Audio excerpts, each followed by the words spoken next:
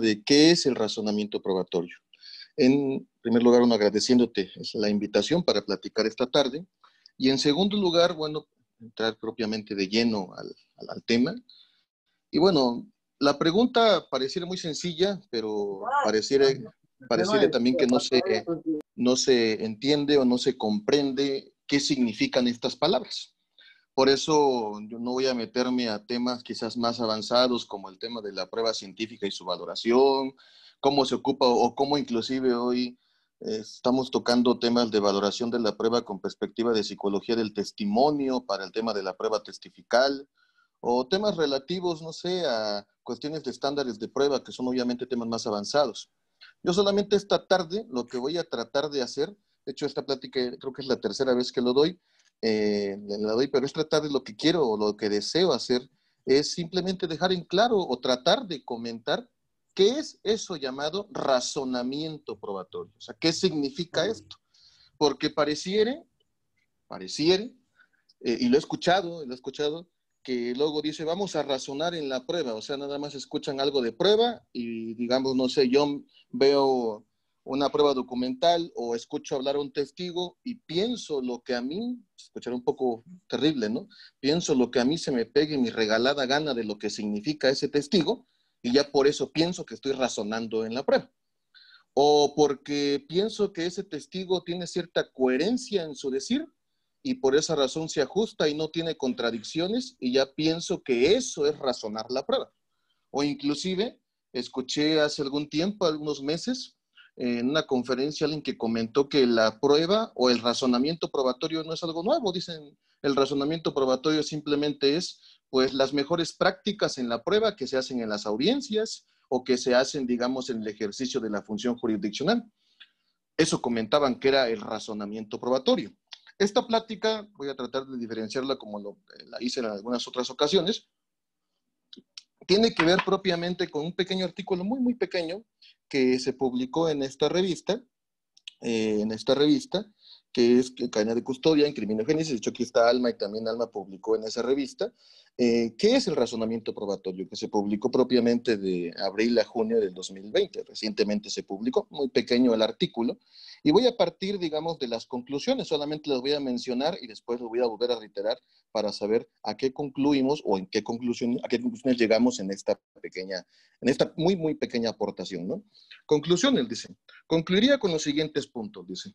El razonamiento probatorio del RP no es el razonar particular o tu razonar. Esto tiene un estudio histórico y teórico con tesis de base. Es decir, escuchará un poco mal, ¿no? Pero no es lo que se te pegue a la gana el razonar, pues, o sea, no es así como que yo pienso de la prueba, escucho al testigo y pienso que ya le voy a dar valor probatorio y ya. No, tiene una evolución histórica propiamente, cómo es que llegamos a donde estamos hoy día. Tiene aproximadamente 30 años, 3 décadas aproximadamente, en el cual, sobre todo en el sistema de nuestro sistema continental europeo, romano canónico germánico, cuando aterriza por primera vez, sobre todo por aportaciones de los italianos, en el caso de Luigi Ferraioli y Michele Tarufo, que lo vamos a platicar en un momento. Entonces, poco a poco llega. En el sistema del common law ya es un poco más antiguo, desde Thayer, Wigmore, Bentham, ya había aportaciones al respecto. Entonces, tiene un estudio histórico y tiene un estudio teórico con tesis de base. ¿Por qué?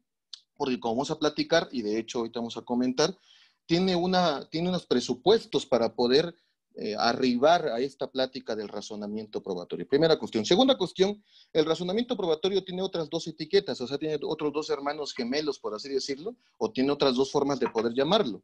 Hoy día nosotros lo llamamos razonamiento probatorio, porque es, digamos, la mejor manera de poder hacer inferencias para poder lograr una mejor acreditación de la proposición de hecho.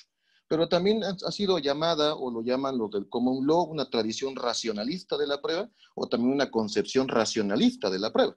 Y también ha sido llamada una concepción epistemológica de la prueba. Vamos a platicar por qué razón se comenta eso. Tercero, el razonamiento probatorio se diferencia y parte del derecho probatorio. El derecho probatorio propiamente es un tema y el razonamiento probatorio es el gran tema. O sea, el derecho probatorio es lo poquito, es tu pequeño libro de kinder que tienes ahí para poder comenzar, y el razonamiento probatorio son tus libros de doctorado para poder avanzar a partir propiamente del derecho probatorio. Entonces tenemos un pequeño punto de diferenciación ahí. 4. El razonamiento probatorio y las concepciones aludidas tienen dos tesis básicas, la averiguación de la verdad y la justificación probatoria. Solamente lo voy a comentar genéricamente esto. De hecho,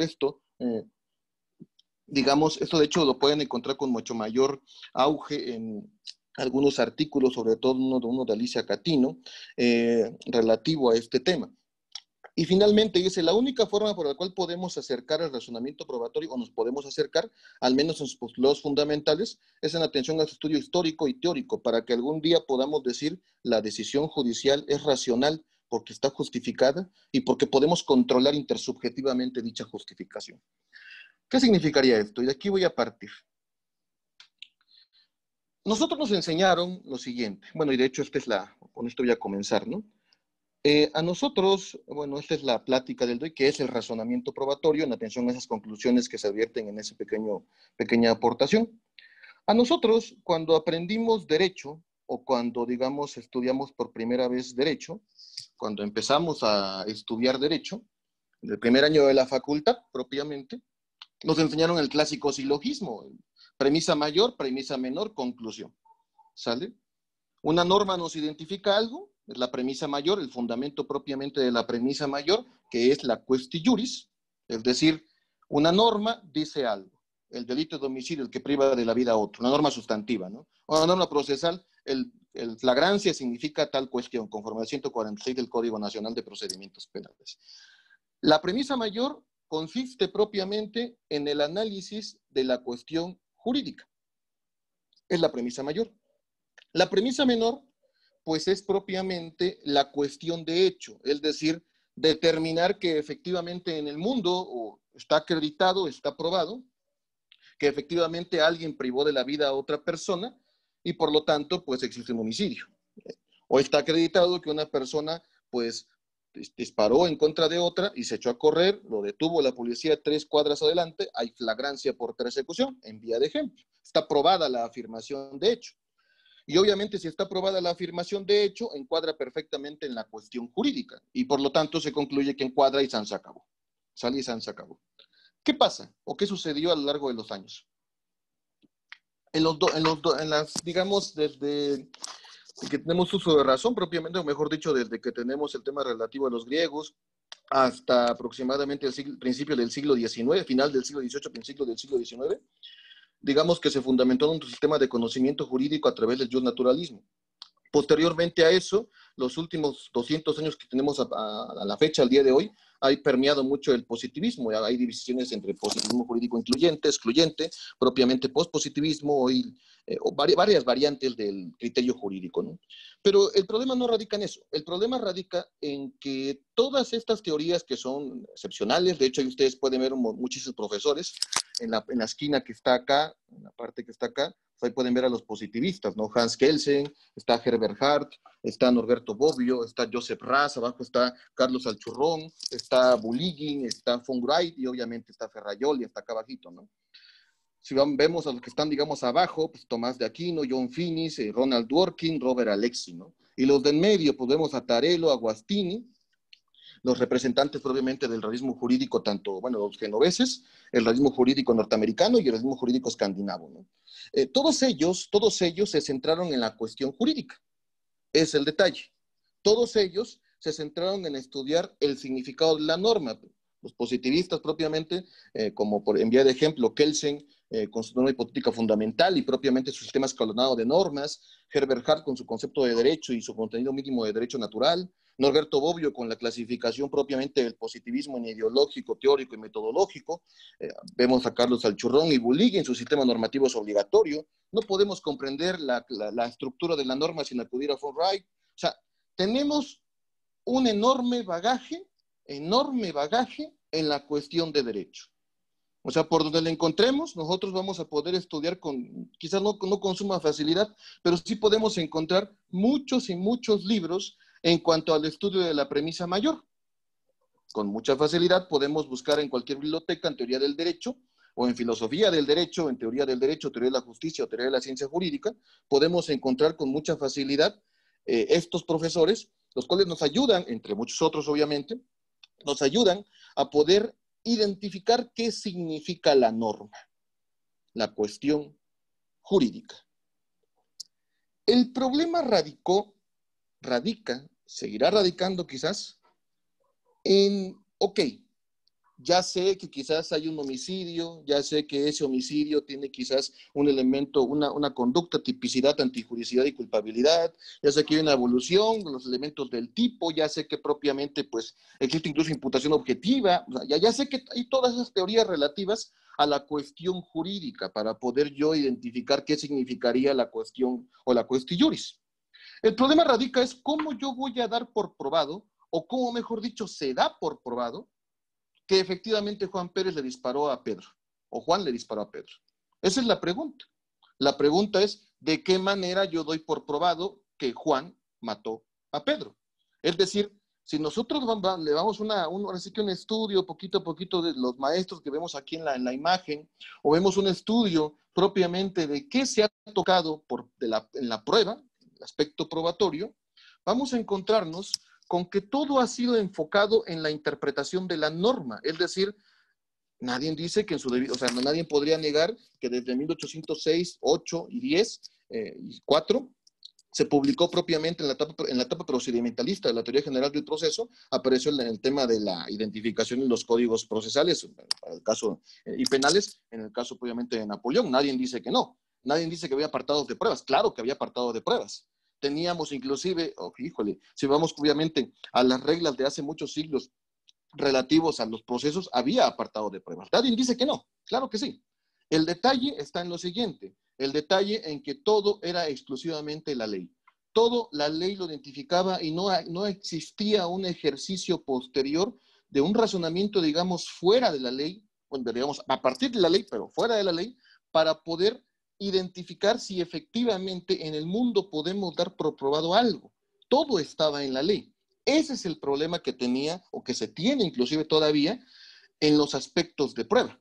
Y me voy a dar a explicar poquito a poquito esto. Entonces, primero, como primer punto, tenemos estos grandes maestros, son obligatorios, todos debemos tener presente las grandes aportaciones de los maestros en teoría del derecho, ya sea en el positivismo, ya sea en el naturalismo o en el realismo jurídico, las tres grandes corrientes que han marcado propiamente el derecho.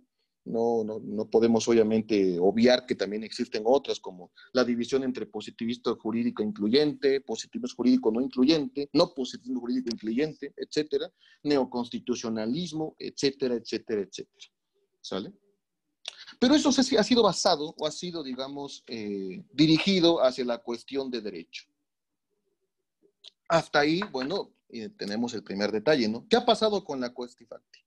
Esa es la pregunta que tenemos. ¿Qué ha pasado? ¿Qué ha sucedido con esa cuestión de hecho? La pregunta es, y este inclusive, no está exactamente así, pero es un artículo del profesor Jordi Ferrer. ¿Qué significa está probado que P, dice él en un artículo? ¿Qué significa que está probado? En pocas palabras, la pregunta es, ¿qué significa que está probado que Juan mató a Pedro? O sea, cuando yo digo Juan mató a Pedro, ¿qué significa? Significa que el juez se convenció de los elementos de prueba y a partir de eso, a partir de la resolución del juez, podemos dar por probado que Juan mató a Pedro. Pues en la tesis racionalista de la prueba, adelantándola, no es así. A la tesis racionalista de la prueba no le importa, no le interesa, inclusive sería terrible que a partir de la convicción del juez partamos de la definición de está probado algo, porque a nosotros no nos interesa la convicción del juez. Lo que nos interesa propiamente es determinar con un criterio objetivo, fuera del criterio del juez, en el sentido de su criterio particular, que algo está probado, que algo está probado. Por ejemplo, voy a poner un ejemplo para que se entienda esta cuestión, porque no voy a hacer que alguien diga, no, pues es que la convicción, la Constitución dice convicción y también el Código Nacional dice convicción, ¿por qué dice eso usted? Muy sencillo de entender, es tan fácil como lo siguiente. Imaginemos, bueno, aquí también mis dos amigas, ¿no? Imaginemos que Alma me dice, oye Arturo, fíjate que Anaí me presentó a su novio, está re feo el cuate, ¿sale? Y yo digo, bueno, pues quién sabe, ¿no? Anaí tan hermosa y digo, pues que debe tener un chavo que la aprecie y cuánta cosa, ¿no? Bueno. Y yo le pregunto a Alma, bueno, ¿y qué criterios tomaste para poder identificar que Anaí está feo su novio? Pues Voy con Anaí, no por chismoso, sino que en la plática, ella me dice que está súper guapo. Ella me dice que es el hombre, el perfecto, pues, ¿sale? Y Anaí, pues, viene, me lo presenta, y resulta que el chavo llega con el carro de Anaí, ¿sale? El carro de penalista, o sea, puro Audi, así, puro nivel, pues, no va en su bocho, ahí no, puro nivel, pues. Y pues Anaí, pues me dice, mi novio, ¿y trae tu carro, Anaí? Sí, pues es que no trae carro y se lo doy a veces para que lo ocupe. Ok, bueno, me subo a su carro y me percato que pues ahí como que huele a perfume de mujer, de otra mujer, obviamente pocas palabras, como que aparece tiene una mancha en el cuello el muchacho aparte sí está feo, aparte en su caso. Le pregunto a qué te dedicas, dice que no sé, no es malo, ¿no? Mi papá, por ejemplo, es albañil y dice, no, pues yo soy chalán, no es malo, pero pues Anaí pues es maestro, o sea, es un poco más de nivel, pues, en su debido caso, pues y dice que si algún día estudiara, pues estudiara Derecho, pero familiar, ¿no? Pues no, está perdido el muchacho, pues está perdido.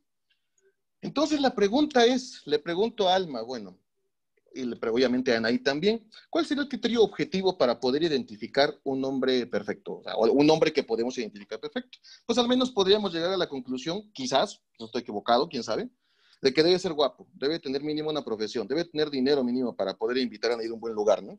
Debe ser penalista. Debe ser penalista, digamos, ¿no? Y quinto, mínimo entre el carro y un bonito carro, buen gusto, o sea, no un cualquier carro, un buen carro. 5 elementos, ¿sale? Ninguno de esos elementos lo llena propiamente la pareja de Nate, en su debido caso, ¿no? La pregunta es, yo le pregunto a Nate, oye Nate, fíjate que siendo de cuates, fijamos un estándar, pues, o sea, y fíjate que pues concluimos que pues tu novio pues no da nada, pues en pocas palabras. Y Anaí me dice, bueno, pero es simpático, es lindo, pues. Estoy convencida que él es el hombre perfecto. Así de irracional sería una resolución de un juzgador si partimos de la idea de la convicción. Es decir, un juez, cuando está convencido, ya no podemos controlar su resolución. La única forma de poder controlar la resolución de un juzgador es cuando fijamos parámetros objetivos en las cuales la jueza Anaí pueda ser revisada por la magistrada Alma para efectos del control. Es decir, que alguien, un tercero, que dicen los profesores, ¿no? Que sea intersubjetivamente controlable, o sea, que un tercero pueda controlar esa decisión, porque a la convicción no la podemos controlar. La convicción es una cuestión meramente particular, entonces no nos ayuda. Entonces la pregunta es, ¿qué significa está probado qué? Significa está aprobado, eso tiene que incluir con temas de estándares de prueba, pero no quisiera tocar eso a fondo, obviamente. Debemos tener presente qué decimos cuando algo está aprobado. O sea, ¿qué es lo que tratamos de decir cuando algo está aprobado? El profesor Jordi Ferrer tiene una excelentísima obra que se llama Prueba y Verdad, una obra que publicó, no estoy mal, en el 2003, ya hace 17 años aproximadamente, en la cual el profesor tocó nada más 2 problemas. Obviamente tocó más temas, pero él tocó y señalaba que no hay una relación conceptual entre prueba y verdad. Él dice, de hecho todavía obviamente, el maestro dice que no decir que Juan mató a Pedro no es decir que es verdad que Juan mató a Pedro, porque eso nunca lo podemos saber. Es decir, nosotros por no vivir el evento, por no vivir el hecho, nosotros no sabemos si en realidad Juan mató a Pedro. Lo que podemos decir, dice, es que hay una relación teleológica entre prueba y verdad. La prueba busca la verdad, más no es una relación conceptual. Entonces, por lo tanto, lo que podemos decir, si es que vamos después a un punto más avanzado, que es estándares de prueba, podemos decir que podemos dar por aceptado la afirmación de hecho conforme a un estándar de prueba que Juan mató a Pedro. Pero nunca podemos decir que con certeza racional que Juan mató a Pedro. No es verdad eso, sino que se acerca, por así decirlo. Entonces, esta palabrita que se reformula, ¿por qué se reformula? ¿Por qué se toma otra vez? ¿Por qué se vuelve a parar en el escenario el tema de qué significa que algo está aprobado? Si para algunos quizás antiguos profesores estaba claro esto, vuelve a pararse en el escenario la pregunta de ¿qué es lo que decimos cuando decimos está probado qué? Y aquí viene el tema, ahora sí que digamos, aquí viene el tema del razonamiento probatorio en diferenciación o propiamente con diferencia con el derecho probatorio. ¿Sale? Una cosa es el derecho probatorio y otra cosa es el razonamiento probatorio. ¿Sale? El derecho probatorio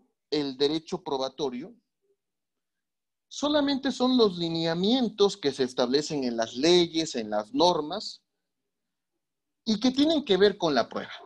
Es decir, toda disposición que tiene que ver con la prueba y que se establezca en ley es derecho probatorio. Checamos nuestro Código Nacional de Procedimientos Penales, cuando vemos esa terrible o no sé, medio rara, al menos doctrinalmente o digamos teóricamente, esa rara diferenciación que nosotros abordamos y somos únicos. Siempre decimos que somos únicos en el auto de vinculación, ¿no? Sí, pero también somos únicos en el dato de prueba. No existe un solo país que hable así con esa enjundia, por así decirlo, del dato de prueba. El dato de prueba no está como una institución en otras leyes. Somos el único país que maneja esta forma de la prueba, por así decirlo.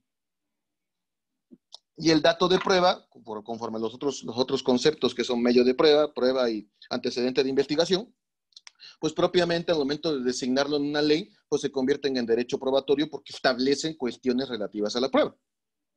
Cuando, por ejemplo, el 314 del Código Nacional fija una diferenciación entre presentar datos y desahogar medios, una reforma que se hizo en la miscelánea penal en junio del 2016, cuando verificamos eso, encontramos una disposición que tiene que ver con el derecho probatorio. Cuando encontramos una disposición en el 346 del Código Nacional relativo a la admisión y exclusión de medios de prueba, pues encontramos el tema de cómo se admiten o cómo llega al proceso medios de prueba para la audiencia de juicio. Cuando encontramos también reglas de cómo presentar la prueba a través de interrogatorio y contrainterrogatorio y pues, propiamente pues cómo se conforma la prueba, cómo se practica la prueba, encontramos reglas relativas a la conformación de la prueba. Y cuando encontramos reglas como que la prueba se valorará de forma libre y lógica, pues es lo poquito que nos da, pero hasta ahí, ¿sale? Al menos nos dice algo el código de la valoración de la prueba. Al menos nos dice algo, que sea correcto, incorrecto, claro o no claro, eso ya es otra cosa. Pero al menos el código nos dice la prueba se valorará de forma libre y lógica. Checamos el 359 y el 402 del Código Nacional. Y obviamente verificamos que tenemos pues una posibilidad o algo que es quizás medio que podríamos pensar que es un estándar de prueba, el más allá de toda duda razonable, o cuando hay duda razonable, dice el Código Nacional y la Constitución, ¿no? Es decir, todo eso que se establece en el código, todo eso que se identifica en el código, pues son normas que tienen que ver con la prueba. Eso es derecho probatorio. El problema radica, amigos, como les comentaba hace un momento, lo poco, lo corto, lo insuficiente que resulta ser nuestro derecho probatorio cuando nos presentamos o cuando tenemos propiamente, nos presentamos problemas complejos. Voy a poner solamente un solo ejemplo, no quisiera ir más allá. De hecho, ya comentamos el estándar de prueba, ¿no? Genéricamente ahí con el ejemplo que me permitió, quizás permití así como, a veces hago con Naid y obviamente con Alma, ¿no? Pero bueno, pongamos ahora el otro ejemplo, ¿no? Y bueno, no quisiera inquietar a Naid, pero voy a ocupar el mismo ejemplo, pero con ese punto, ¿no? Recuerden que les comenté que este sujeto, el que dice que es simpático a Naid, pues olía a perfume de mujer, ¿no? Y tenía marcada la camisa.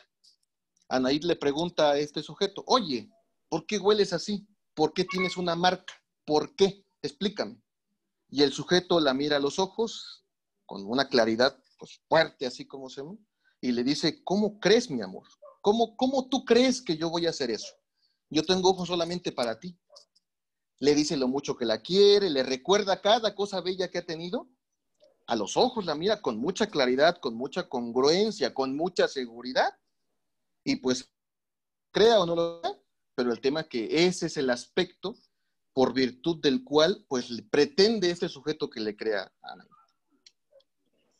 Se escucha absurdo, ¿no? Se escucha absurdo el hecho de que porque él te mira a los ojos, ya por eso pues le va a creer, ¿sale?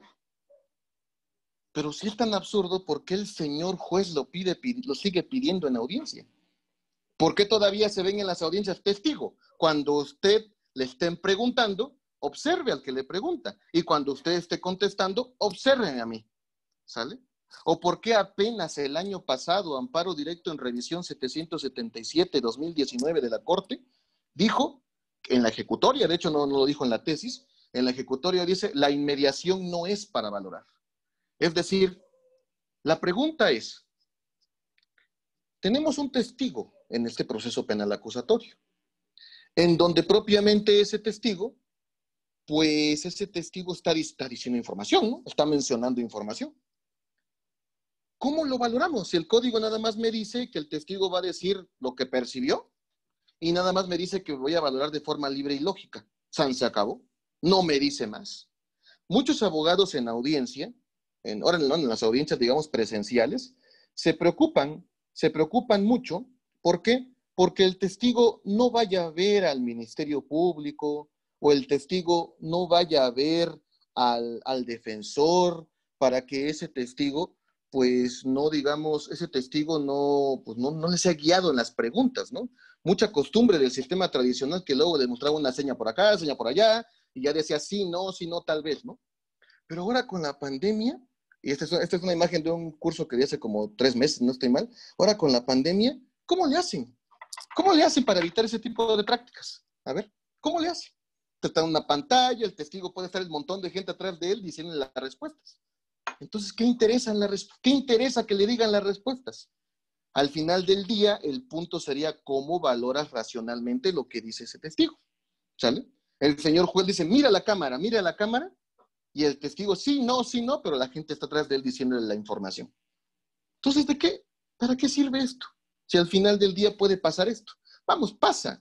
Muchas audiencias luego a veces terminan un día a las 9 de la noche, 8 de la noche, el juez dirá, no creo que alguien esté tan cansado para poder estar preparando sus testigos. Vamos a dormir a las 8 de la noche.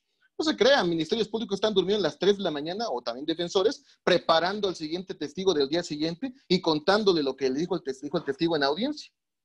O sea, ¿pasa eso? Claro que pasa, porque hicimos de la audiencia de juicio un teatro.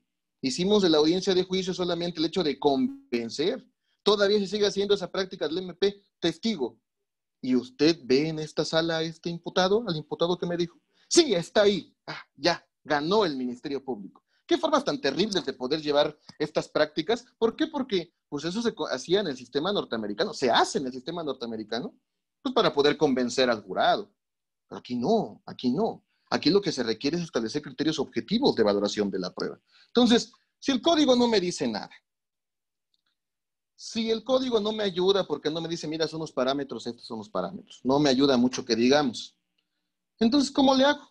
¿Cómo le hago yo para poder tener presente de qué manera voy a resolver este problema? Pues el razonamiento probatorio es el que te da la respuesta. Por eso dice el profesor Jordi Ferrer, dice, muchos piensan que cuando el derecho probatorio no te ayuda ya no podemos hacer nada. No, cuando el derecho probatorio termina, comienza lo más bonito. Comienza cuando en realidad, así comienza el verdadero ejercicio del que sabe propiamente otras materias como filosofía, como epistemología. Vamos a platicar por eso la concepción epistemológica de la prueba. Una vez que no tengamos respuesta en el derecho probatorio, vamos a partir del derecho probatorio para delinear la respuesta. Si el código me dice que debe ser de forma libre y lógica, y yo me voy a la exposición de motivos, me voy también obviamente a la Constitución y me voy a la exposición de motivos, la idea siempre ha sido que debe ser un sistema racional. Entonces la pregunta es, ¿cómo voy a lograr ese sistema racional? Y en el caso concreto es, ¿cómo yo voy a lograr que lo que me dice un testigo yo lo pueda valorar de forma racional? ¿Cuáles son los criterios más racionales para efectos de poder lograr que todos en una aceptación general podrían, digamos, decir, sí, fue correcta la decisión por parte del juez? ¿Sale? Y esa respuesta no la van a encontrar en el derecho probatorio. No está ahí, por lo regular no se encuentra. Tenemos que partir del derecho probatorio. Por esa razón, el derecho probatorio tal como les vengo comentando, pues es esa diferenciación, ¿no? Entonces, ¿qué pasó? ¿O qué? Si no hay respuesta, y la respuesta es hay que acudir al sistema más racional, pues entonces la pregunta que nos debemos hacer es, ¿qué sería lo más racional? O la pregunta es, ¿cómo adquirimos el conocimiento? Es decir, El testigo adquirió el conocimiento porque percibió algo por medio de los sentidos. Claro, claro que sí. Pero ese testigo también tiene una vida, ese testigo también tiene antecedentes, ese testigo tiene una memoria, ese testigo tiene un mundo que es propio de esa persona, de ese sujeto. Y ese sujeto adquiere el conocimiento conforme a qué? Conforme a su propia vida, conforme a sus conocimientos, conforme a sus ideas. ¿Sale? Entonces debemos preguntarnos de qué manera ese testigo, en primer lugar, adquiere el conocimiento. Segundo, una vez que tengamos claro de qué manera adquiere el conocimiento, ahora, el conocimiento va hacia el juez. Y si el juez ahora debe tener claro cómo el juez va a adquirir conocimiento de un tercero. ¿Sale? Si nosotros entendemos eso, amigos, si nosotros entendemos que un testigo adquiere el conocimiento él, con sus propias ideas, sus propios prejuicios, su propio conocimiento, y ese testigo, a pesar de que él vivió, digamos, de forma directa un evento, ese testigo lo da ante el juez, queda como que queda tambaleando esa clásica diferenciación entre prueba directa e indirecta, que es un debate que se encuentra en la doctrina hoy día. La doctrina ya está como que poco a poco tergiversándose, perdón, está dilucidando el tema de que no hay una diferencia tan fuerte entre prueba directa y prueba indirecta. Los dos, tanto la prueba indirecta como la prueba indirecta, requieren un ejercicio de razonamiento probatorio, ¿sale? No porque sea prueba directa ya sentencia condenatoria, ahora sí que de manera, ahora sí que puntual, por así decirlo, ¿no? No. Entonces la pregunta que nos debemos hacer, amigos, es ¿cómo adquirimos el conocimiento? ¿Sale? Yo siempre pongo el ejemplo de mi maestro marihuano de la preparatoria, ¿no? Casi todos los maestros, el de la prepa, el de lógica, así como, ¿qué voy a aprender de ese hombre? ¿Qué lógica ni qué nada? Lógica proposicional, lógica matemáticas. No, hombre, mejor me voy con mis cuates a dar una vuelta ahí. No, qué filosofía, ¿no? Qué griegos, qué escolástica. Qué Hume, qué Descartes, qué Kuhn, qué Popper, esos, ¿qué onda, no? No sirven. No. No. Nos estamos rompiendo la cabeza hoy día para poder entender eso, porque si no entendemos eso, no entendemos lo que estamos platicando ahorita. No vamos a entender, no vamos a comprender, no vamos a aplicar esto si nosotros no tenemos una base sólida en filosofía y sobre todo en epistemología. De hecho, para todo, para el derecho, para la química, para la medicina. Pero para esto que estamos platicando, la filosofía en general estudia varios temas como es la ciencia, los valores y el universo. En la filosofía, por eso hay división de la filosofía, filosofía del conocimiento, filosofía de la ciencia, metafísica, ética, de los valores, etcétera, ¿no? Filosofía política en la cual se encuentra el derecho, filosofía moral, etcétera, ¿no? Entonces, debemos tener presente cómo adquirimos el conocimiento. En la evolución de esa manera o esa forma de que adquirimos el conocimiento, siempre la idea ha estado en que el conocimiento se adquiere bajo dos rubros, tanto del objeto o del sujeto. Es decir, de hecho, antes de las aportaciones de David Hume y de Descartes, y la idea entraba en que el conocimiento lo adquiríamos propiamente del objeto, es decir, el objeto era la base de conocimiento, y ese objeto que es base de conocimiento, pues es propiamente la manera en la cual no podemos diferenciar ese conocimiento. Es decir, esto tiene una esencia, decían los griegos, esto tiene una esencia y no lo podemos cambiar. ¿Sale? Entonces, ni porque Anaí, ni porque Alma, ni porque Cintia y yo le queramos dar otra interpretación, esto tiene una esencia. ¿Sale? Y así era la evolución hasta que llegó en ese giro copernicano David Hume, René Descartes, Emmanuel Kant, luego vienen obviamente los más actuales, Kuhn con sus paradigmas, Popper con su falsacionismo. Decían, no, permíteme, el conocimiento se adquiere a partir del sujeto. Y como se quiere a partir del sujeto, habrá que identificar cómo lo adquiere él y cómo lo va replegando a los demás. Y una vez que formamos paradigmas, dirá Kuhn, podemos generar un ámbito de conocimiento general. Entonces, ¿cómo adquirimos conocimiento? Es una pregunta importante para el razonamiento probatorio. Por eso tenemos teoría del conocimiento, posibilidad de conocer el origen del conocimiento, la esencia del conocimiento, las formas en las cuales nosotros llegamos al conocimiento y sobre todo el debate sobre la verdad.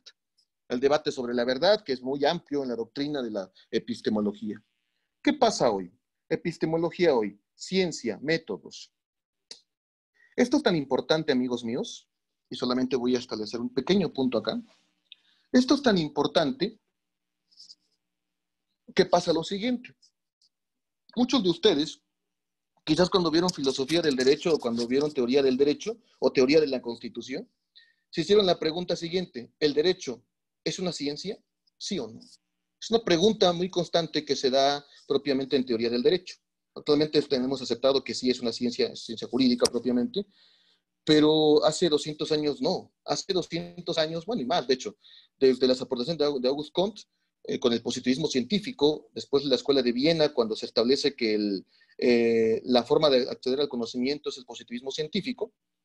Entonces, la idea es solamente aquello, bajo el criterio empirista, que sea confirmado o verificado, sería conocimiento. Por lo tanto, como el derecho no se puede verificar, porque el derecho no se puede volver a matar a una persona para poder confirmar una norma, no se puede hacer ese tipo de confirmaciones, por así decirlo. Entonces, estuvo en peligro el derecho en el siglo XVIII y siglo XIX para identificar si es o no ciencia. Por eso en el siglo XX, Hans Kelsen, Hart, Bobbio, se preocuparon porque su teoría del derecho fuera ciencia, al grado tal que por eso llamó, fue tan estricta la teoría pura del derecho de Hans Kelsen. ¿Por qué es importante esto? Porque en ese tiempo se estableció el criterio de demarcación: solamente aquello que es ciencia, solamente aquello que es ciencia, propiamente es lo que vale.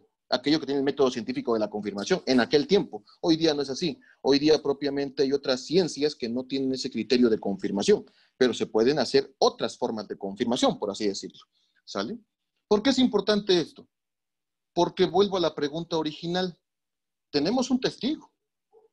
Ese testigo me va a decir algo. ¿Cómo yo puedo saber que lo que dice ese testigo pues concuerda con la verdad? Si es posible que pueda suceder eso. O concuerda con lo que se encuentra en su mente, con su recuerdo, con su recuerdo.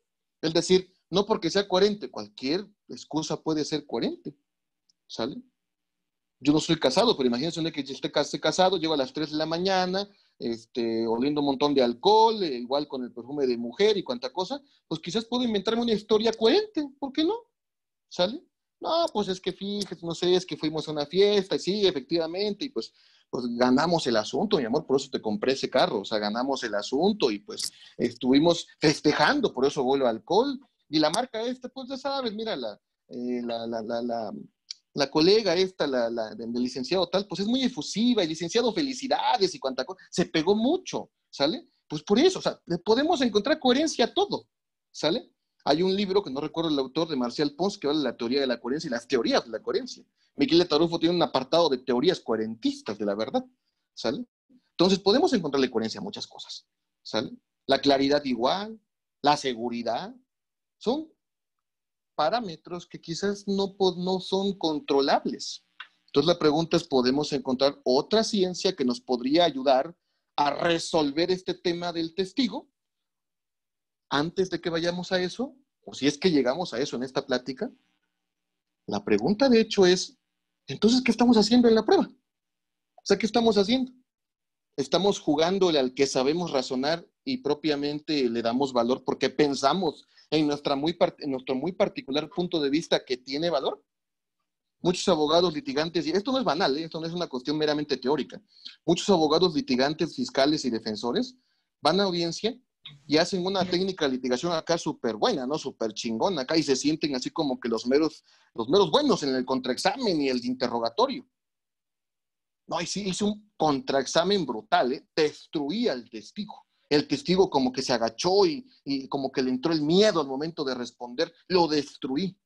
Cuando el juez resuelve y dice, le otorgo valor probatorio, bla, bla, bla. Oye, ¿pero por qué? Pero es que yo pensé, tú pensaste, muchacho. Primero estudiale y luego piénsale, pues. O sea, primero empieza a identificar cuáles son los parámetros objetivos de valoración y luego te pones a pensar para que aterrices tu argumentación acá. Por eso la primera conclusión que les comento en este pequeño artículo es, razonamiento probatorio no es tu razonamiento, ¿eh? No es tu particular razonamiento.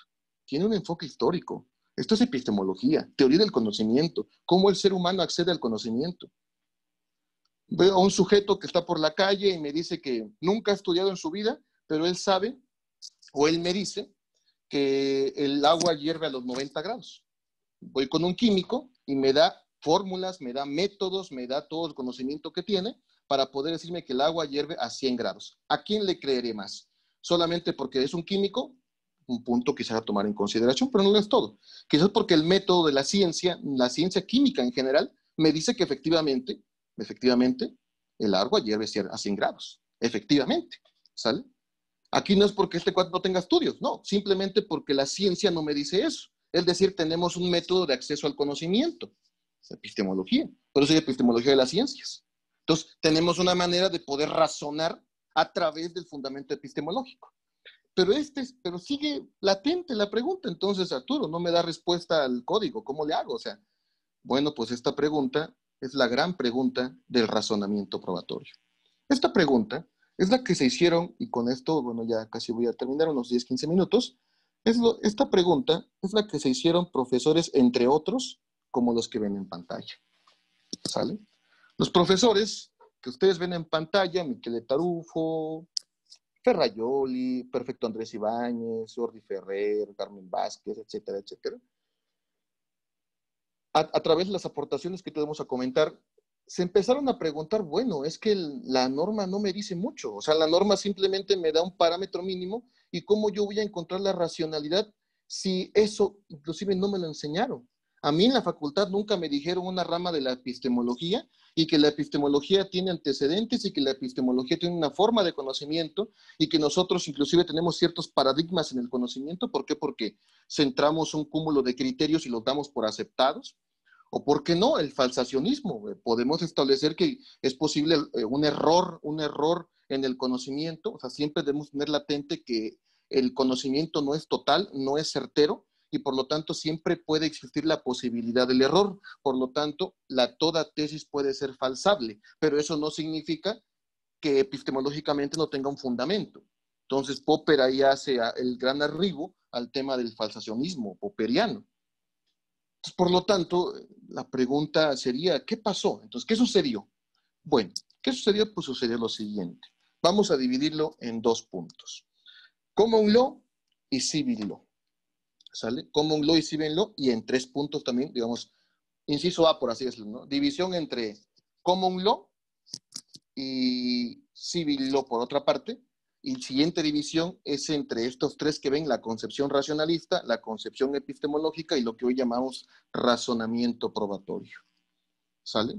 En el Common Law aparecieron, entre otros, pero aquí pongo algunos muy relevantes, entre otros aparecieron 5 profesores, obviamente hubieron más, reitero, Thayer, por ejemplo, pero ellos hicieron grandes aportaciones a esta pregunta: ¿cómo conocemos el mundo, o cómo hacemos ese conocimiento y lo aterrizamos a la prueba? Aparecen profesores como Jeremías Bentham, en vía de ejemplo.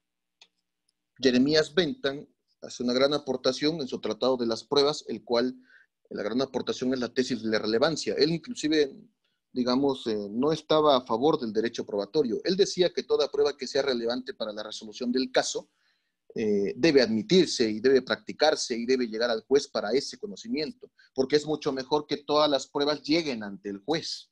Una tesis benthamiana de la prueba. Por eso Jordi Ferrer dice un artículo que se llama una tesis o una teoría cuasi benthamiana de la prueba, porque hoy día la tesis benthamiana ha cobrado mucha importancia, sí, pero siempre que sea matizada, es decir, que sea, es muy cierto, la prueba que es relevante, que es pertinente, algunos lo pueden llamar, sirve para poder resolver el caso, claro que sí, pero hay matices. O sea, no todo lo que sea relevante es admisible. En vía de ejemplo, imaginemos la tortura. Yo puedo incorporar un video del imputado que está siendo torturado y dice: yo fui. Perfecto. ¿Es relevante? Sí, puede ser que sea relevante, pero no es admisible, porque hay otros valores que no lo permiten. ¿Sale? Entonces, digamos, la relevancia y la admisibilidad juegan un papel importante ahí al respecto, ¿no? Bueno, Jeremías Bentham en el sistema del Common Law.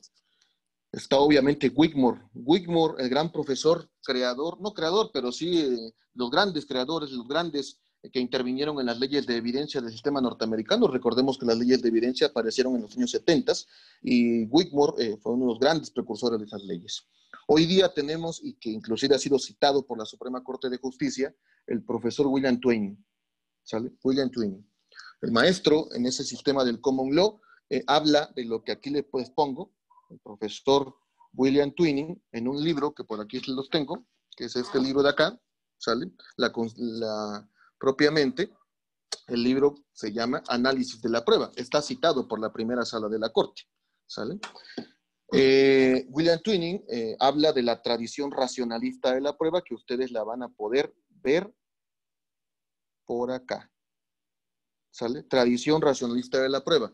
¿Qué significa esta tradición racionalista? Tiene que ver digamos, con lo contrario a la postura arbitraria.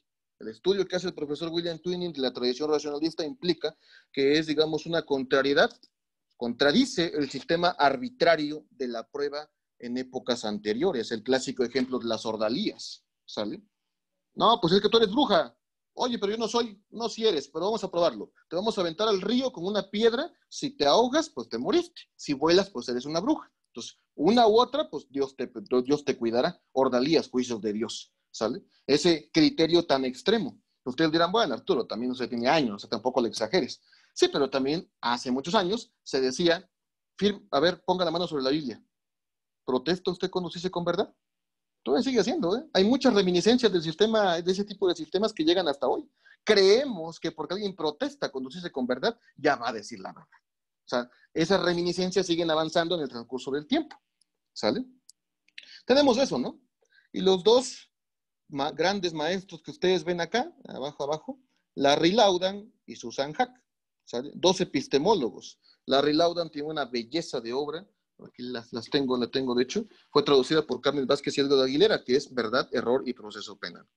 Esta obra es una belleza, toca el tema relativo al riesgo de error, relativo al riesgo de error, limitar ese riesgo de error y en su caso distribuir el riesgo de error con los estándares de prueba. Toca el tema del más allá de toda duda razonable, las fallas que tiene el sistema norteamericano por esa duda razonable, entre otros puntos, pero es una concepción epistemológica de la prueba. Igual Susan Hack, recientemente la profesora Carmen Vázquez tradujo una obra de filosofía de la prueba de la profesora Susan Hack, pero antes de eso la maestra ya había tenido obras tan elementales y tan grandes como esta, Filosofía de las Lógicas, ¿sale? Cómo entender el mundo a través de la lógica y obviamente cómo entendemos esas lógicas. Más de 20 lógicas para poder entender esta cuestión. Estos dos, la profesora Susan Hack y el profesor Larry Laudan, se percataron de este problema. Se percataron del problema de que la prueba ha sido muy guiada por el derecho. Entonces, sus estudios son criterios epistemológicos, es decir, a través de teoría del conocimiento que tienen ellos como filósofos del derecho, aterrizan a la prueba para poder dar aportaciones a ver cómo entendemos o comprendemos el mundo, ¿sale? O comprendemos el mundo. Bueno, eso pasó en el Common Law, ¿sale? Eso pasó en el Common Law. ¿Qué pasó en el Civil Law? En nuestro sistema romano canónico germánico. No, perdón, esta es otra imagen. En el sistema romano canónico germánico, ¿qué pasó? ¿Qué sucedió? En el sistema romano canónico germánico, un poco reciente quizás, ya habían algunos estudios anteriores, pero muy endebles, pero en realidad cuando empezó a hacer esta efervescencia propiamente de la concepción racionalista y aplicar criterios epistemológicos y todas estas cuestiones al ámbito del conocimiento a partir de la prueba, pues aparece con dos obras, ¿sale? Aparece con la obra de Luigi Ferrajoli, un apartado ahí en su libro Derecho y Razón. Todo el mundo conoce ese librito, ¿sale? Derecho y Razón, teoría del garantismo penal, ¿sale? Teoría del garantismo penal. Una parte habla de la idea epistemológica. De hecho, Luigi Ferrajoli tiene un libro específico en epistemología jurídica y garantista, ¿sale? Toca algunos aspectos ahí. Pero la gran obra, el gran clásico de la prueba, el que es obligatorio antes quizás de estudiar todo lo demás, pues es todos conocemos, es un clásico, que es la prueba de los hechos. ¿Sale? En 1992, el profesor Perfecto Andrés Ibáñez, que ahí se ve en la imagen de hecho, traduce la obra del profesor Michele Tarufo, La prueba de los hechos. Perdón, Jordi Ferrer traduce la obra de Michele Tarufo, y Perfecto Andrés Ibáñez traduce la obra del profesor Luigi Ferrajoli, los italianos que comentan temas epistemológicos. A partir de ellos, en el sistema continental europeo, romano canónico germánico, se tocó la idea de cómo no es suficiente el derecho, cómo nos allegamos al conocimiento, ¿Cómo es posible que podemos decir certezas? No es posible, no podemos llegar a las certezas. Todo sigue ventilándose en el rango de la probabilidad. Por eso la Corte ya lo decidió. O sea, la Corte ya tiene ese amparo, ya tiene resoluciones en duda razonable, en la cual en su ejecutoria dice la Corte, por más que le hagas, muchacho, no hay verdad absoluta. Siempre va a ser probabilidad y los estándares de prueba siempre van a ser probabilidad. Eso es algo ya dicho desde años por la epistemología. Nosotros apenas estamos tocando eso. Sin duda alguna, esas dos son las obras cumbres. Ahí ven 6 maestros, solamente los cito, pero hay muchos más. Hoy día, obviamente, hay muchos más profesores en materia de prueba. Sin duda alguna, el profesor que ustedes ven aquí, que es el profesor Perfecto Andrés Ibáñez, aquí tengo la obra, una de las obras de él, que es Los hechos en la sentencia penal, de Perfecto Andrés Ibáñez. Aquí viene un artículo, dos de hecho, muy interesantes que son citados por la Corte, de ese tema que comentaba del ejemplo de Anaid. La inmediación no es para valorar. La inmediación no sirve para valorar. La inmediación solamente es para la práctica de la prueba, no para la valoración de la prueba. Y esa es la razón por virtud del cual el año pasado se declaró inconstitucional la fracción segunda del 468 del Código Nacional de Procedimientos Penales, que establecía una limitante para el control de la valoración de la prueba en segunda instancia cuando afecta a inmediación. ¿Sale? La Corte en la ejecutoria, a través del argumento del recurso efectivo, más el tema de que la inmediación no es para valorar, solo para la práctica de la prueba, pues propiamente dijo la Corte, en este caso, que por ese criterio de que la inmediación no es para valorar, pues ese artículo limita el control en la apelación. Y por eso lo declaró inconstitucional, más el 25 de la Convención Americana relativo al recurso efectivo. Entonces, todos ellos son de la concepción racionalista de la prueba, que es esta que está acá, ¿sale? La concepción racionalista de la prueba, ¿sale? Los que están al lado, los que están acá, son de la concepción epistemológica que está acá, ¿sale? Entonces, digamos que estos que están de acá para acá, o sea, para acá, son de la concepción racionalista. El profesor Jordi Ferrer, obviamente el maestro, él es el que nos ha dado la pauta hoy día para poder mejorar en este conocimiento, y en el caso del profesor Jordi Ferrer, pues tiene una obra que les comenté que es Prueba y Verdad de 2003, pero la más completa, sino la que quizás más ha sido citada es esta, la valoración racional de la prueba. Esa fue publicada posteriormente 2007, si no estoy mal, y ahí toca el profesor la valoración en general, los momentos de la prueba, los estándares de prueba, inclusive en la parte final toca un punto relativo a lo que es el estándar de prueba en materia penal, y tenemos las grandes aportaciones del maestro. Sin duda alguna, Carmen Vázquez, la profesora, Carmen Vázquez, sus grandes aportaciones en prueba científica, la profesora Carmen Vázquez, uno de sus grandes libros es La prueba científica, la prueba pericial. La profesora, cuando toca estos temas, comienza en la primera parte, son 5 capítulos lo que tiene su libro. En la primera parte de ese libro, pues toca el tema relativo a qué es la pericial. Ella da cuenta de que la pericial es un testimonio, porque aprendemos de ese testimonio. Habla del modelo educativo y el modelo de deferencia de la prueba pericial. Toca posteriormente el sistema norteamericano por ser un sistema fuertemente influenciado por el criterio epistemológico y mejor en la manera relativa a la prueba científica.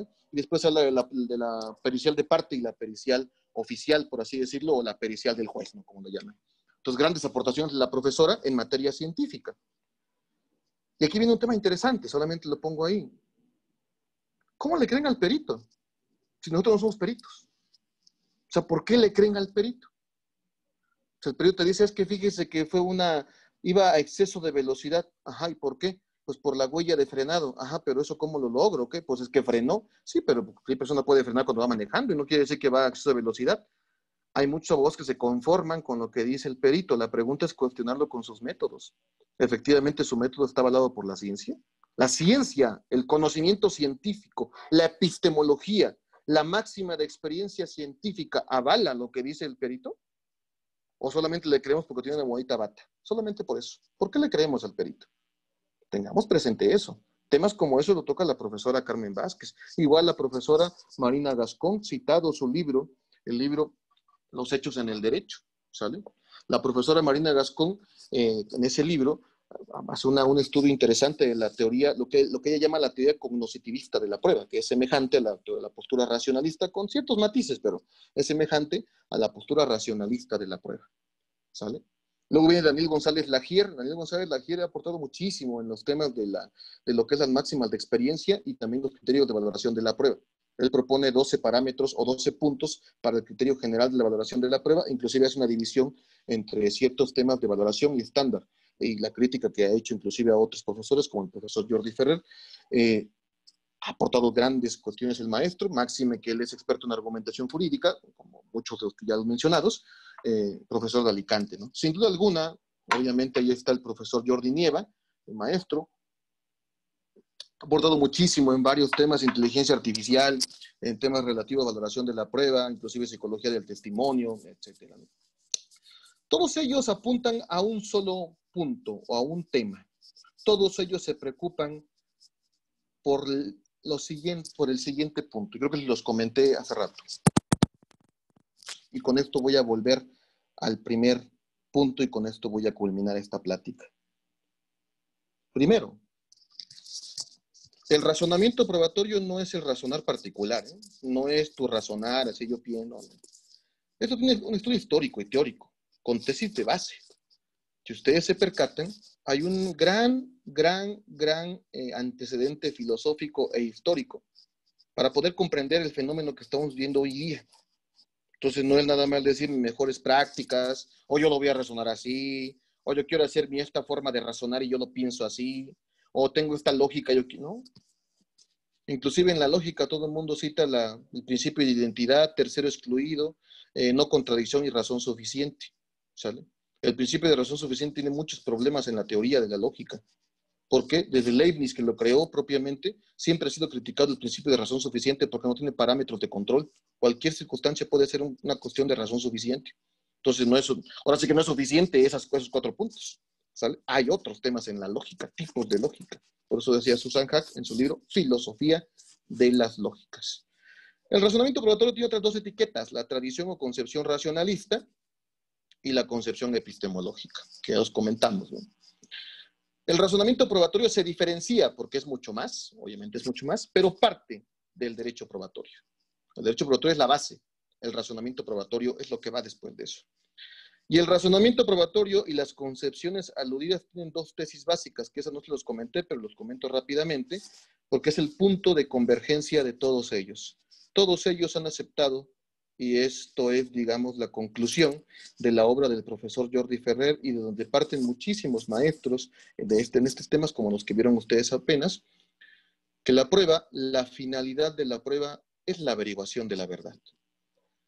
El fin de la prueba es averiguar la verdad. Ustedes me dirán, Arturo, pero la verdad es imposible de conocerla. Yo nunca les dije que va a llegar a conocer la verdad. Simplemente dije que es la averiguación de la verdad, ¿sale? Yo podría pensar, algún día seré juez de la Corte Internacional de Justicia. Mi finalidad es eso. O quizás podría decir, algún día yo quiero ser o quiero llegar a ser juez de la Corte Interamericana o quiero llegar a ser ministro de la Corte. Puede que nunca lo llegue a ser, pero en su debido caso, trato en la medida de lo posible, sin hacer ninguna cuestión ilícita, alguna cuestión, llegar a ese punto. Es decir, mi finalidad está ahí. Igual pasa con la prueba. La prueba ve una meta, ve la verdad, eso es lo que trata de encontrar. Entonces, todos visualizan la prueba con esa finalidad. Que lo lleguen a obtener, no van a poderlo. ¿Por qué? Porque esa verdad, lo que pasó, esa verdad real, ontológica o material, como quieran llamarlo, es imposible para poder acceder por parte del juez, porque el juez no vivió ese evento. Como el juez no lo vivió, se maneja en un contexto de incertidumbre y ese juez no va a poder llegar hasta ahí. Por lo tanto, atendiendo a los límites epistémicos o límites del conocimiento, el juez tendrá que ver en cada caso concreto si efectivamente, pues podemos llegar a esa verdad. Concluyo con un ejemplo. Muy sencillo de entender, muy debatido hoy día. Y ustedes dirán, por esa razón muchos jueces resuelven de una u otra forma. Un juez pro verdad, un juez que quizás no está en esa idea. El perito dice, y señor juez, es que hay una huella de frenado, la huella de frenado es una huella de carácter tal, y da una palabra. El fiscal hasta ahí queda, la defensa dice, ya la hice, ¿por qué? Porque pues no explicó ese punto. O quizás la defensa hasta ahí queda y el fiscal dice, ya la hice porque no explicó ese punto, le faltó, fue insuficiente. Y el juez tranquilamente dice, perito, ¿me podría explicar a qué se refiere con esto? Pregunta aclaratoria. Luego vienen los que litigan, los que están litigando, ¿no? Objeción, señoría. ¿A quién le objeta? Si el que pregunta soy yo, no la parte contraria. No, no, señoría, usted está siendo imparcial ahí, porque está ayudando a la parte contraria. Permíteme, yo no estoy ayudando a nadie. Yo lo que estoy haciendo es, con una herramienta que me da el código, estoy tratando de establecer un punto que no me quedó claro. Y este punto me va a ayudar a esclarecer la verdad. Buscando con una herramienta que tengo en el código, yo voy a tratar de llegar a ese tema. Algunos dirán, no, es que es imparcial el juzgador, ese juez está a favor de la parte contraria. El juez va a responder, yo no estoy a favor de nadie. Yo solamente vi un punto que no me quedó claro y el código me dice, pregunta aclaratoria, lo voy a hacer. No estoy ayudando a nadie, ¿sale? Si tu idea de forma de ayudar significa que tú quieres ganar por insuficiencia de la prueba, fíjate que ese sistema es de justicia. Y la verdad, como dice Tarufo, es una condición de justicia. Por lo tanto, no pienso así. Teniendo en cuenta esto, podemos entender el último punto. La única forma en la cual nos podremos acercar al razonamiento, menos en sus postulados fundamentales, es en atención a su estudio histórico y teórico, para que algún día podamos decir la decisión judicial es racional, porque está justificada, y porque podemos controlar intersubjetivamente dicha justificación. Es decir, amigos míos, razonamiento probatorio, ¿qué es el razonamiento probatorio? Es realizar las mejores inferencias, el mejor estudio de la prueba a través de los criterios más racionales, que por lo regular no se encuentran en la ley, se encuentran en los criterios filosóficos, en específico inclusive en los criterios epistemológicos. Por mi parte, pues es todo. Muchísimas gracias, Anaí, por la invitación. Si los colegas tienen alguna pregunta, ya sea, no sé, aquí, en el chat, hablado o en el Facebook, a sus órdenes con todo gusto. Muchas gracias, Anaí, por escuchar a todos. Muchas gracias, Arturo. Pues nada más tenemos aquí una pregunta y una petición. Entonces, te voy a leer la pregunta y posteriormente ya esta solicitud que te hace. Nos escribe Julio Mora y nos dice, nuestro código exige la convicción del tribunal de enjuiciamiento para condenar. ¿Es posible y congruente entonces usar el razonamiento probatorio si la decisión es subjetiva? Esa es la pregunta. Sí, sin problema alguno. ¿Por qué? Porque miren, el Código Nacional de Procedimientos Penales y también la Constitución, de hecho, también la Constitución, hace alusión a esta palabra un poco peligrosa y terrible quizás, llamada convicción, ¿no? Hay que, obviamente, el juez se convence, dice. Bueno, hay que interpretar qué significaría esa palabra a la luz de todo el código y de los antecedentes y de todo. Nunca dice el código que ese juez se va a convencer, ni tampoco la Constitución, se va a convencer de una forma ilógica o irracional. O nunca dice el código, el juez se va a convencer como le guste o como se le pegue la regalada gana. No. El código y la Constitución dice, el tribunal adquirirá convicción cuando obviamente valorará toda la información probatoria de forma libre y lógica. Si nosotros vamos a los códigos, al Código Nacional de Procedimientos Penales y verificamos los 3 códigos que se presentaron a finales del año 2013, el Código Único de Procedimientos Penales, el Código Mexicano de Procedimientos Penales y el Código Procesal Penal para la República Mexicana, vamos a encontrar que la idea siempre fue que ese convencimiento debe ser con un criterio racional. A pesar de que la palabra diga convicción, ha sido muy criticado por la doctrina este tema de que es una convicción, a pesar de que lo diga, la idea del legislador siempre fue con un criterio racional. Entonces no hay problema alguno.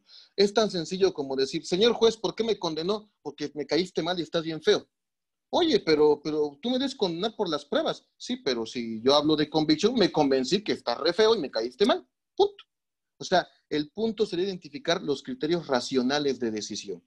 Si el criterio es irracional de decisión, entonces ahí en el caso puede ser objeto de control a través de la impugnación correspondiente. Entonces no veo ningún problema en que diga el código convicción. Dice convicción, claro, pero la finalidad de todo, hay que buscar la interpretación de todo eso para poder partir de ahí, como lo decía Cambre, ¿no? Con esto creo que se ve un poco más gráfico esta cuestión.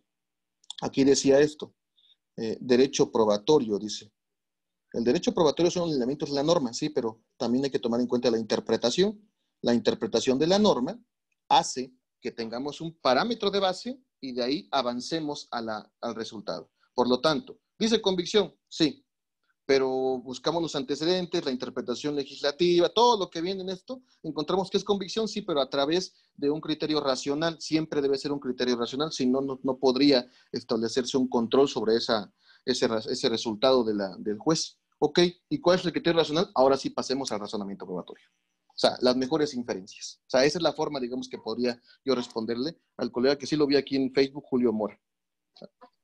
Muchísimas gracias, Arturo. Y bueno, ya nada más aquí en el chat de las personas que nos acompañan en Zoom, pues hay una petición de Francisco Sánchez en torno a si les podrías recomendar una lista de autores o de obras para que pues inicien con el estudio de la materia. Sin duda alguna. De hecho, los que les comenté, está Michele Tarufo, está el profesor Jordi Ferrer. Bueno, es más, ¿para qué hacemos tanto, no? Métanse en la página de razonamiento probatorio, la de Girona. Ahí van a ver un montón de profesores ahí, en la lista del profesorado de Girona. Tecléenlo y van a encontrar todos los libros de los maestros. Yo sugeriría comenzar obviamente, con Jordi Ferrer y con el profesor Michele Tarufo, con Marina Gascón y con Daniel González. Esos 4 creo que son obligatorios, al menos para el sistema continental de nosotros propiamente. Ya ustedes quieren ir más allá, van a tener que acudir a Twining, inclusive a Wigmore, porque no Bentham, todo ese tratado que es antiguo, pero muy, muy importante hoy día. Entonces yo podría mencionar esa cuestión. Pues excelente, pues muchísimas gracias, Arturo. Ya no hay más preguntas ni peticiones, entonces pues te agradecemos enormemente pues este tiempo que nos has dedicado para compartir este tema. Y bueno, pues ya sabes que estás siempre cordialmente invitado a regresar nuevamente para que posteriormente ampliemos un poquito más toda esta información. Y bueno, pues muchas gracias a todos también los que nos acompañaron por vía Facebook Live y en este caso a través de vía Zoom. Pues recuerden, por favor, seguirnos en nuestra página para nuestra oferta académica.